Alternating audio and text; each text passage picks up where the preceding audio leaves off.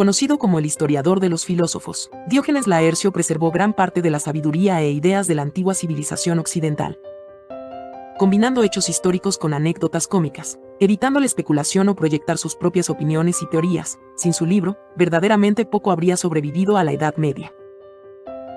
Primer libro de Diógenes Laercio: Los sabios, Periandro, Anacarsis, Misón, Epiménides y Ferecides. Diógenes confirma, como afirma Heródoto, que Periandro, rey de Corinto, mató a su esposa en un arrebato de ira, provocado por la calumnia de una concubina. Más tarde, Periandro hizo que esta segunda mujer fuera quemada viva. Dados estos actos, su inclusión entre los 7 sabios es altamente debatible, aunque algunos continúan contándolo entre ellos. Tristemente, este no fue el fin de sus problemas familiares. Su hijo, advertido por su abuelo materno, huyó del reino y finalmente fue asesinado por los corcirenses. La historia completa es compleja y quizás no esencial, aunque un historiador, Aristipo, incluso acusa al muchacho de incesto con su madre. A pesar de estos sombríos eventos, Periandro no fue un tirano en el sentido habitual. Presidió la prosperidad y el crecimiento de Corinto y ofreció sabios consejos sobre la riqueza y el poder. Por ejemplo, una vez dijo: nunca hagas nada por dinero, deja la ganancia a los oficios que se persiguen por ganancia. Sé moderado en la prosperidad, prudente en la adversidad. Sé el mismo con tus amigos, ya sea que estén en prosperidad o en adversidad. Periandro también compuso un largo poema y argumentó que la democracia era superior a la monarquía. Hay pasajes adicionales, pero los reservaré para futuras elaboraciones de aforismos. Al concluir el relato de Diógenes, se incluyen 2 cartas de Periandro. En la primera, invita a todos los sabios a reunirse, discutir y aprender unos de otros. En la segunda, dirigida al padre de su difunta esposa, se refiere a su asesinato como un accidente, una afirmación inquietante considerando las circunstancias. Anacarsis fue un rey de una tribu escita, un pueblo considerado bárbaro, que habitaba en Europa Oriental y las llanuras rusas. Escribió sobre las costumbres e instituciones griegas, probablemente con la intención de llevar la civilización a su propio pueblo. También escribió un poema que inspiró el antaño famoso e indudablemente positivo proverbio: hablar como un escita. Anacarsis visitó Atenas, posiblemente durante la 47ª Olimpiada, y fue hospedado por nada menos que Solón, el sabio ateniense. Trágicamente, al regresar a su tierra natal, fue acusado de intentar socavar la cultura de su nación y fue asesinado por su propio hermano. Diógenes lo cita diciendo: mi reputación me llevó a salvo por Grecia, pero la envidia que despertó en casa ha sido mi ruina. También encontré lo siguiente más notable. Cuando alguien le preguntó quiénes eran más numerosos, los vivos o los muertos, respondió: ¿en qué categoría, entonces, colocas a los que están en el mar? Es decir, dado que viajar por mar era tan peligroso y ajeno a los escitas, esas personas deberían considerarse medio muertas. También, cuando un ateniense le reprochó ser un escita, respondió: bueno, concedo que mi país es una desgracia para mí, pero tú eres una desgracia para tu país. Dijo que era mejor tener un amigo de gran valor que muchos amigos que no valen nada. Para terminar el relato, el historiador dice que algunos lo consideran el inventor del ancla y el torno de alfarero. Además, cita una breve carta que Anacarsis envió a Creso. Misón era originario de un pequeño pueblo llamado Chen, ubicado en Laconia. Este hombre es recordado como un misántropo. Considera cómo fue visto en la ceremonia riéndose solo en un lugar solitario, y cuando alguien apareció repentinamente y le preguntó por qué se reía cuando no había nadie cerca, respondió: esa es precisamente la razón. Aparte de su actitud casi ermitaña, el biógrafo dice que la poca importancia de su pueblo natal contribuye a su oscuridad.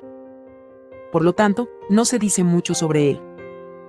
Había una roca muy rica en aforismos, una que fácilmente conduce a una notable fábula. Solía decir que no debemos investigar los hechos a la luz de los argumentos, sino los argumentos a la luz de los hechos, pues los hechos no fueron reunidos para encajar en los argumentos, sino los argumentos para encajar en los hechos. Epiménides se acerca a la mitología. Vivió en Creta, en la ciudad de Cnosos. La historia cuenta que, de joven, su padre lo envió en busca de unas ovejas perdidas. Él, a su vez, decidió también extraviarse. Entró en una cueva, abandonó toda sociedad y no regresó durante 57 años. Se dice que durmió durante todo ese tiempo y que, cuando se despertó, pensó que había sido solo una noche. Cuando regresó a casa, encontró que todo había cambiado. En resumen, se hizo famoso por esto. Cuando una plaga cayó sobre Atenas, durante la guerra contra Esparta, fue traído a la ciudad por Nicias, el mismo general que más tarde fracasaría en la expedición siciliana. Nicias quería que Epiménides purificara, curara, la ciudad. El sabio dijo que la contaminación fue causada por algunos eventos previos realizados por un hombre llamado Silón. Este hombre había intentado derrocar la democracia ateniense. Por lo tanto, debería ser incuestionable que en Atenas la democracia y la religión, o la fe, eran prácticamente una y la misma cosa. Eso ayuda a entender muchos eventos. Diógenes omite más detalles. Después de las ceremonias de purificación, Epiménides firmó una alianza entre Cnosos y Atenas y poco después murió. Escribió varios poemas épicos y muchas obras en prosa. Por muy mítica que parezca su juventud, es el último, el más reciente, de todos los sabios. Vivió en una época de registros históricos. Sin embargo, no se sabe que ninguno de sus escritos haya sobrevivido públicamente. Diógenes cita una carta que envió a Solón. Ánimo, amigo mío. Porque si Pisístrato hubiera atacado a los atenienses mientras aún eran siervos y antes de que tuvieran buenas leyes, habría asegurado el poder a perpetuidad mediante la esclavitud de los ciudadanos. No esperes que su poder sea continuado por sus hijos, porque es difícil idear que hombres criados como hombres libres bajo las mejores leyes sean esclavos. Recuerda, Solón comenzó el proceso de democratizar Atenas, pero en el camino la ciudad cayó ante Pisístrato, el tirano. De cualquier manera, Epiménides es recordado por muchos como un antiguo Nostradamus, sino un absoluto dios. Diógenes hace referencia a algunas de las cosas que supuestamente predijo. Podrías preguntarte, yo ciertamente me lo pregunto, ¿cómo pudo conocer tanto a Solón, el antiguo sabio, como a Nicias, el general democrático? Bueno, casi como si fuera un personaje de la Biblia, supuestamente vivió más de 100 años, jajaja. Según cierto Alejandro que escribió un libro llamado Las sucesiones de los filósofos, Ferecides fue alumno de Pitágoras, el sabio ya mencionado. Al principio, el biógrafo cuenta varias predicciones que hizo. No importa sobre ellas excepto por una mención de cómo les dijo a los lacedemonios, los espartanos, que acumularan tanta oro y plata como fuera posible. Encontré la mención curiosa y me gustaría aprender más al respecto, pero desafortunadamente fue meramente una referencia pasajera. De cualquier manera, Ferecides educó a Pitágoras. Diógenes cita el comienzo de su libro, la primera línea. Zeus y Cronos y Ctonia existían desde toda la eternidad. Zeus le dio a Ctonia la tierra como regalo. Ella la poseería para siempre. Es decir, Ferecides escribió sobre cosmología. Debe ser que proporcionó un mito de la creación. Se cita una carta que escribió a Tales de Mileto. En ella, le pide a Tales que revise su libro y que lo publique, lo haga público, si él, Tales, lo encuentra apropiado o digno.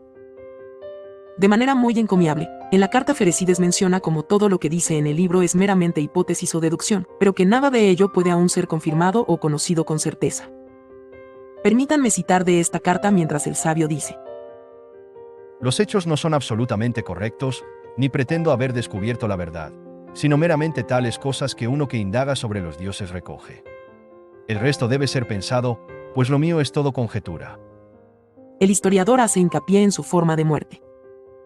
Debió haber sufrido de algo parecido a la lepra y, por lo tanto, voluntariamente se puso en cuarentena en una habitación para que nadie más se infectara.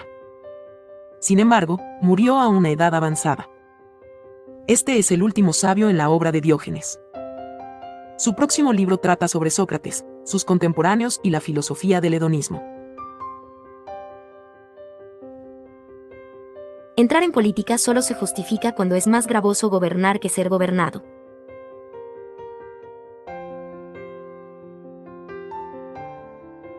Mientras que el recuerdo de los placeres físicos no trae más placer, el recuerdo de las buenas y honorables obras es una fuente eterna de felicidad.